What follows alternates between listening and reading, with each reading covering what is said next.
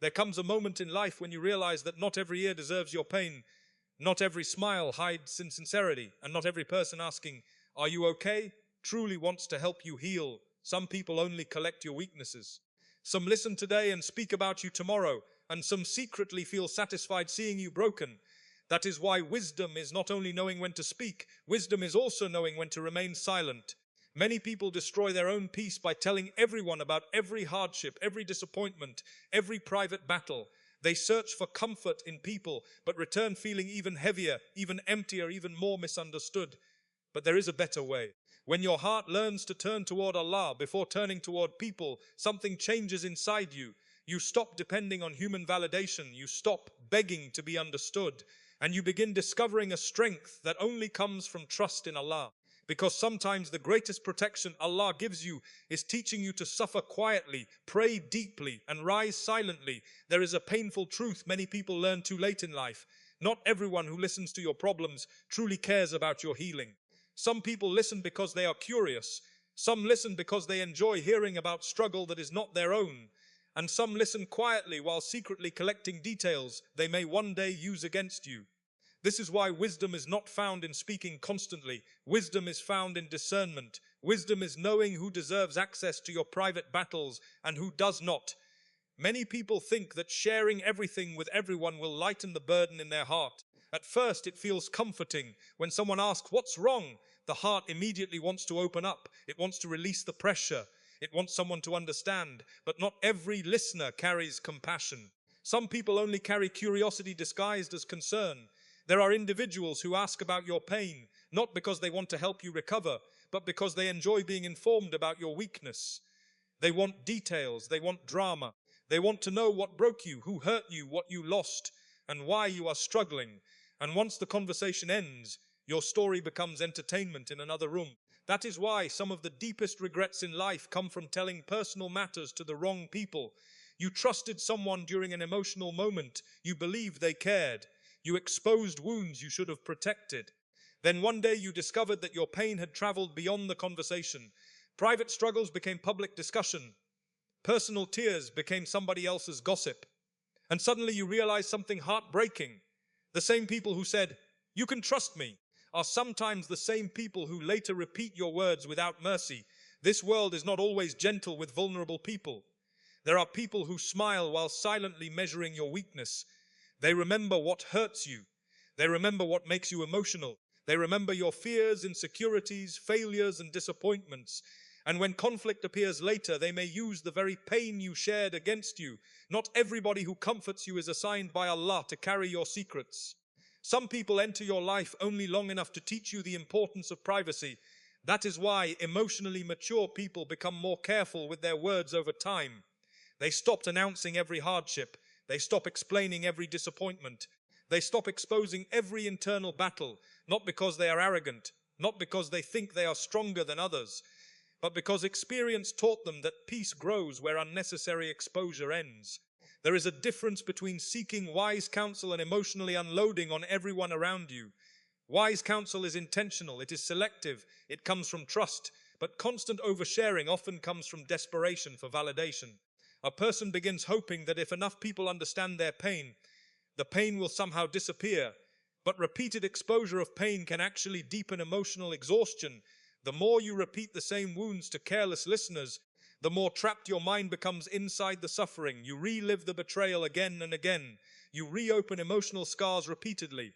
Instead of healing, you remain emotionally chained to the experience. And sometimes the people listening are not even praying for your recovery. Some are silently comparing your pain to their own life and feeling relieved that they are not the ones suffering. Some feel secretly satisfied seeing you weak because your strength once intimidated them. Human beings are complicated. Not every smile is sincere. Not every kind voice carries pure intentions. This is why protecting your inner world is a form of wisdom. There are battles between you and Allah that do not need public commentary. There are tears that are safer on the prayer mat than in front of an audience. There are heartbreaks that should be whispered in tahajjud instead of announced before people who cannot heal what they did not create. Sometimes Allah allows disappointment from people, so you stop depending on people emotionally. Sometimes He allows you to feel misunderstood, so you learn that complete understanding only comes from Him. And sometimes He lets you experience betrayal after oversharing, so you become more selective about who receives access to your soul. A strong believer does not expose every storm they are facing. They carry themselves with dignity even while fighting silent battles. They smile while making dua in private. They continue walking while asking Allah for strength nobody else can see. They understand that human beings are limited. People get tired of listening. People misunderstand. People judge. People change. But Allah never becomes tired of hearing your voice. People may grow impatient with your sadness, but Allah's mercy never becomes exhausted. People may ignore your tears, but Allah counts every single one of them. People may secretly mock your weakness, but Allah draws near to the broken-hearted. And that changes the way a person speaks about their struggles. Because once you realize Allah hears what people cannot understand, you stop chasing comfort from every human being around you. You stop needing everybody to know your pain. You stop explaining yourself endlessly. You become quieter, calmer, wiser, and more guarded with your private matters. One of the greatest forms of protection Allah gives a person is silence. Not every emotion needs to be explained. Not every disappointment needs an audience. And not every wound should be exposed while it is still bleeding. There is a peace that enters the heart when a person learns the power of keeping certain matters private. Many people lose their peace because they speak too much about what hurts them. Every conversation becomes centered around pain. Every interaction becomes filled with complaints, explanations, emotional reactions, and repeated stories of betrayal or hardship. Slowly, the mind becomes trapped inside negativity because the tongue keeps reopening what should have been handed to Allah quietly. Silence is not weakness. Silence is often emotional discipline. Some people think that being silent means suppressing emotions, but there is a difference between healthy privacy and unhealthy suppression. Healthy privacy means you stop giving everyone access to your inner world. It means you become selective. It means you realize that not every person deserves to hear what Allah is helping you survive. There are moments when speaking less protects your dignity more than explaining yourself ever could. Not every accusation deserves a defense. Not every misunderstanding deserves a long explanation. Not every critic deserves your emotional energy. Some battles become heavier simply because too many words were added to them. People often destroy their own peace, trying to make everybody understand them. They explain why they are hurt. They explain why they reacted. They explain why they changed. They explain why they became distant. They explain why they are struggling. But no matter how much you explain yourself, some people have already decided how they want to see you. And chasing understanding from people can become emotionally exhausting. There is a calmness that comes when you stop needing everyone to validate your emotions. You stop feeling pressured to defend every decision. You stop announcing every hardship. You stop emotionally performing your pain for people who cannot carry it anyway. Silence removes unnecessary noise from the soul. The world today encourages constant exposure.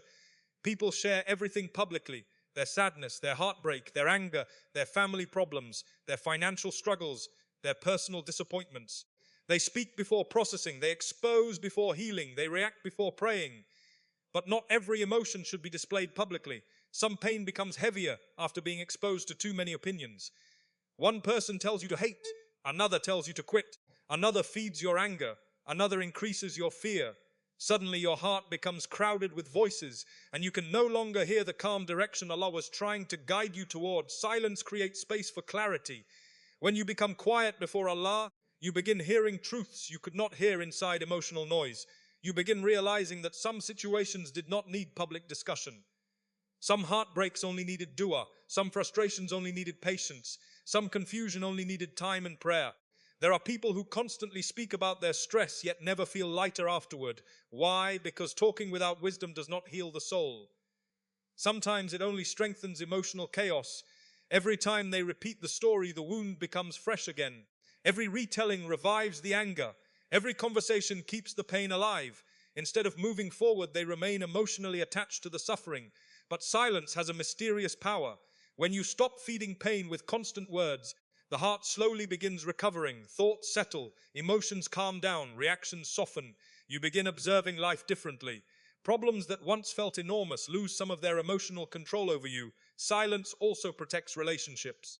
Many conflicts become permanent because too many words were spoken during temporary emotions. Anger says things wisdom would never say. Hurt reveals secrets patience would have protected. Emotional moments often produce lifelong regrets. A person who masters silence gains control over themselves, because real strength is not found in always expressing emotion immediately.